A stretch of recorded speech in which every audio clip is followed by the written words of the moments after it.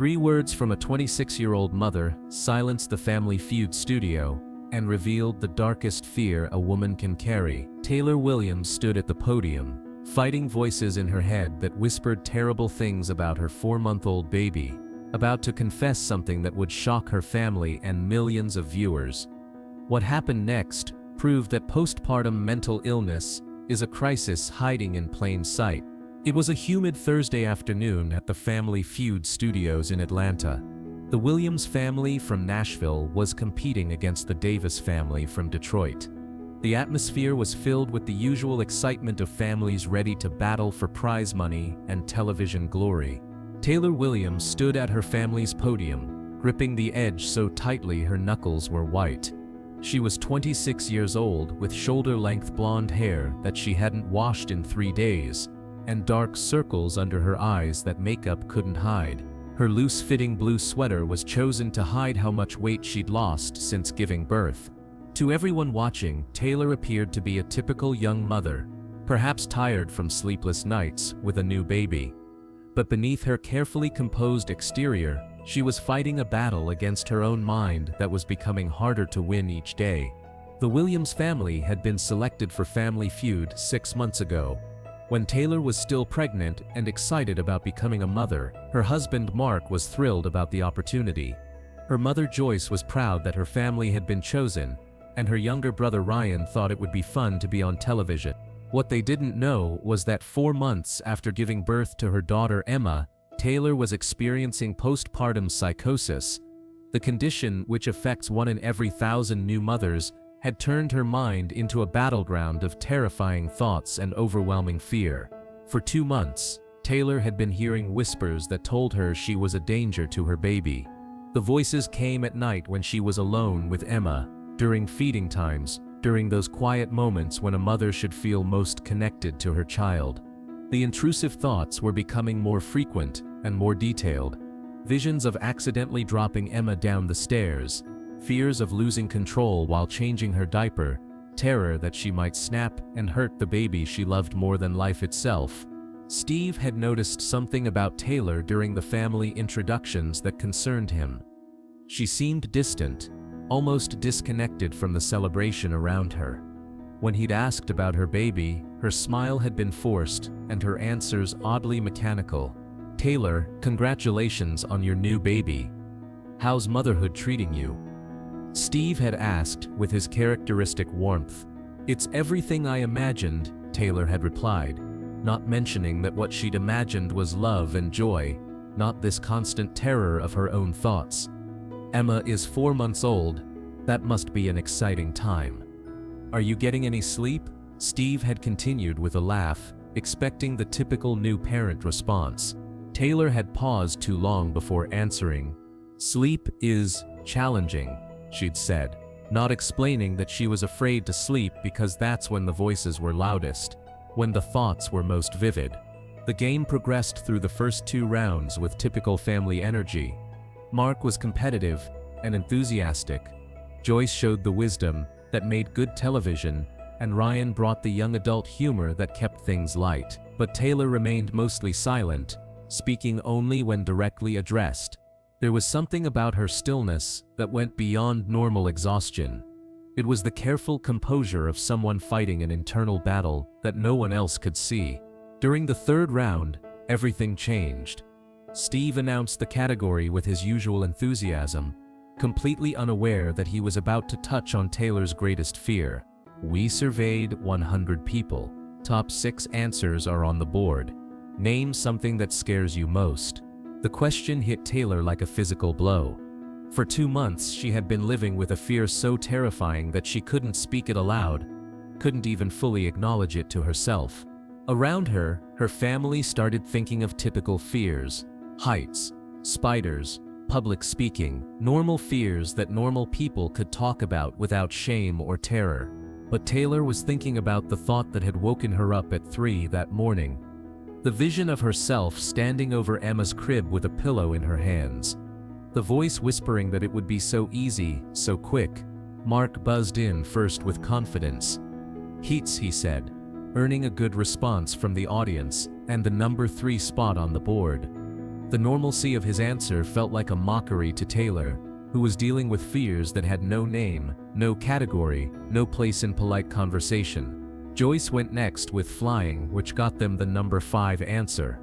Ryan tried public speaking, but it wasn't on the board, though the irony wasn't lost on Taylor, who was terrified of speaking the truth about what was happening in her mind. The control passed to the Davis family, who managed to find 2 more answers before striking out. Now it was Taylor's turn, and she approached the podium with legs that felt like they might give way beneath her. The studio lights felt impossibly bright, the audience noise overwhelming. Steve smiled at her encouragingly, completely unaware that he was looking at a woman who was terrified of her own thoughts. "Taylor, your family needs one more answer to stay in control. Name something that scares you most." Taylor stared at the board, her hands trembling as she gripped the podium. Behind her, her family was offering suggestions: the dark, horror movies, losing your keys, innocent fears that belonged to people whose minds were safe places. But Taylor wasn't thinking about winning anymore. She wasn't thinking about strategy, or points, or prizes. She was thinking about Emma, sleeping peacefully at home with a babysitter, completely unaware that her mother was fighting every day not to become the monster the voices said she already was. The silence stretched longer than usual. Steve noticed her distress and stepped closer, his expression shifting from entertainer to concerned human being. "Take your time, sweetheart. What scares you most?" Taylor looked up at Steve, then at her family, then back at Steve. For 2 months, she had been carrying this terror alone, too ashamed to speak it, too afraid of what people would think if they knew what kind of thoughts lived in her head. When Taylor spoke, her voice was barely a whisper, but in the complete silence of the studio, every word carried the weight of her deepest nightmare: hurting my own baby. The words fell like stones into still water. The studio audience gasped audibly.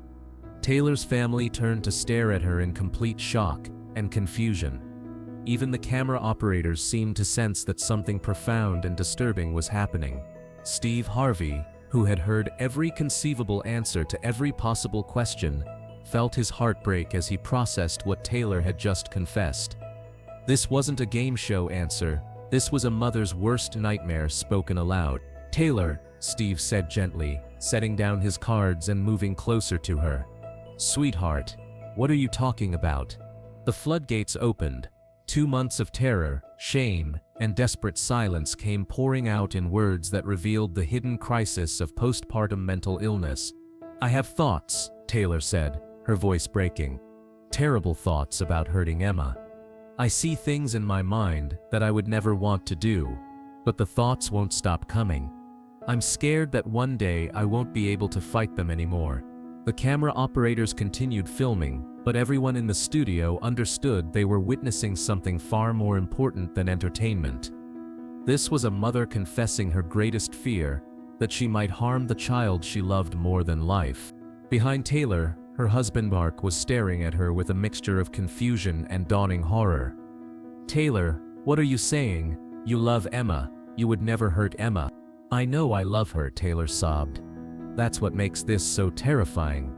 I love her more than anything, but my brain keeps showing me images of hurting her. Voices telling me I'm dangerous. Thoughts about what I could do when no one is watching." Joyce, Taylor's mother, was crying now. Not tears of understanding, but tears of fear for both her daughter and her granddaughter. "How long has this been going on?" she whispered. "Since she was about 2 months old," Taylor replied. "Every day gets worse. Every time I'm alone with her, the thoughts get stronger. I've started avoiding being alone with my own baby because I'm terrified of what I might do." Steve had hosted thousands of hours of television, but he'd never encountered a confession quite like this. This was a mother admitting she was afraid of herself, afraid of her own capacity for harm. "Taylor, look at me," Steve said, his voice firm but kind.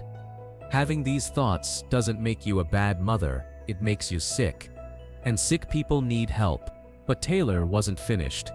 2 months of isolation and terror came pouring out in words that revealed the true horror of postpartum psychosis. I've researched ways to hurt myself instead of her, she continued. I've thought about leaving, about running away so I can't hurt her. I've even thought about killing myself because I'm so scared of what I might do to my own baby. The honesty was devastating.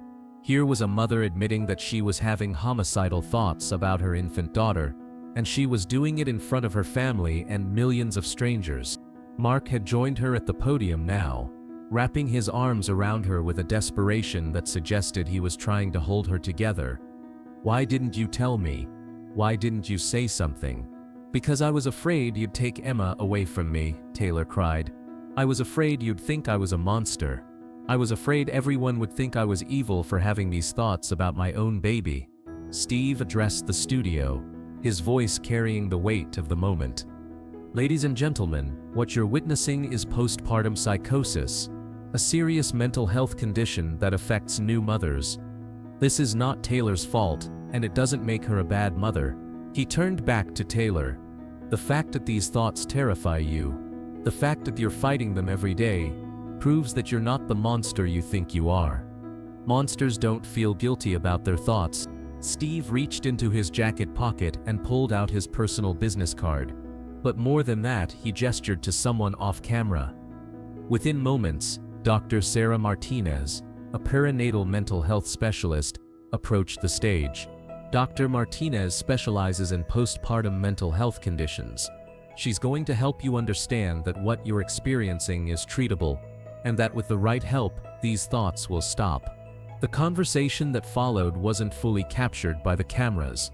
Dr. Martinez spoke with Taylor about the difference between postpartum depression and postpartum psychosis, about the importance of immediate treatment, and about the fact that with proper medication and therapy, the intrusive thoughts would diminish.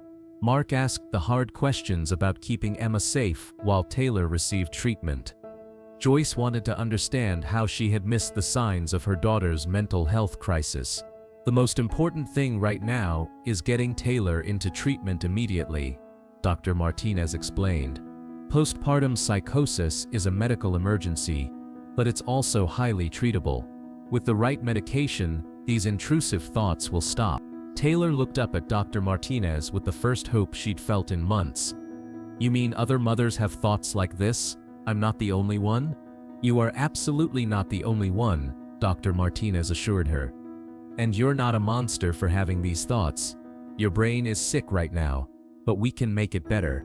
The Williams family never finished their Family Feud game that day. Instead, they started something more important: Taylor's journey toward mental health recovery, and her family's education about postpartum mental illness.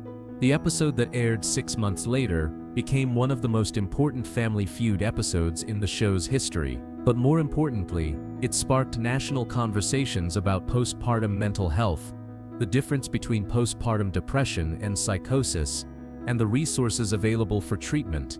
Taylor received thousands of messages from viewers, many from other mothers who had experienced similar intrusive thoughts, and thanked her for her courage.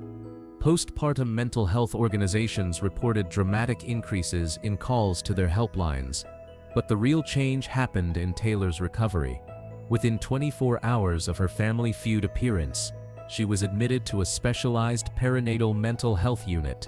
The combination of medication and therapy began working almost immediately.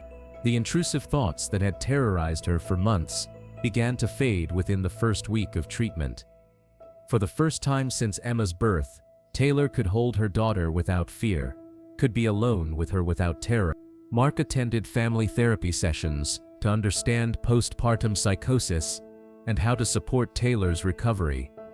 Joyce educated herself about perinatal mental health conditions, feeling guilty that she hadn't recognized the signs earlier. 6 months after her breakdown on Family Feud, Taylor was fully recovered. The thoughts that had made her feel like a monster were gone, replaced by the natural love and protectiveness she'd expected to feel as a mother. Today, Taylor is 28 years old with a healthy 2-year-old daughter and no trace of the mental illness that once made her fear herself. She speaks at postpartum support groups about the importance of recognizing the symptoms of postpartum psychosis and seeking immediate help. Emma is thriving, with no memory of the period when her mother was struggling. The bond between them is strong and healthy, unmarked by the crisis that could have destroyed both their lives. Steve kept his promise to stay in touch. When Emma celebrated her first birthday, Taylor called the number on his business card. "I'm holding my daughter right now," she told him, "and I only feel love." The fear that nearly destroyed Taylor's ability to be a mother became the foundation for her advocacy work with other women experiencing postpartum mental illness. The shame that had isolated her became a bridge connecting her to a community of mothers who understood her experience. Taylor's story resonated far beyond that Family Feud studio, because it exposed a mental health crisis that affects thousands of new mothers who suffer in silence, too ashamed to admit they're having frightening thoughts about their babies. The question that started as a simple survey response, "Name something that scares you most," became the moment that saved not only Taylor's mental health, but possibly her daughter's life. Because postpartum psychosis, left untreated, can escalate to tragedy. Steve Harvey learned something that day about the hidden struggles of new mothers and the importance of treating mental illness as a medical emergency, not a moral failing. "Sometimes people don't need entertainment," he said in later interviews. "Sometimes they need permission to ask for help with their darkest thoughts." And Taylor Williams, who spent 2 months believing she was a monster for having intrusive thoughts about her baby, learned that mental illness doesn't discriminate, that seeking help takes courage, and that recovery is possible even from the darkest places of the mind. Because that's what love looks like, fighting for help when your own mind becomes the enemy. That's what courage sounds like, speaking the unspeakable truth. And that's what happens when a mother realizes that admitting she's dangerous is the first step toward becoming safe. The thoughts that once terrified Taylor into believing she was a monster became the foundation for her understanding that mental illness is not a choice, not a moral failing, and not a permanent condition. With proper treatment, even the most frightening thoughts can be healed.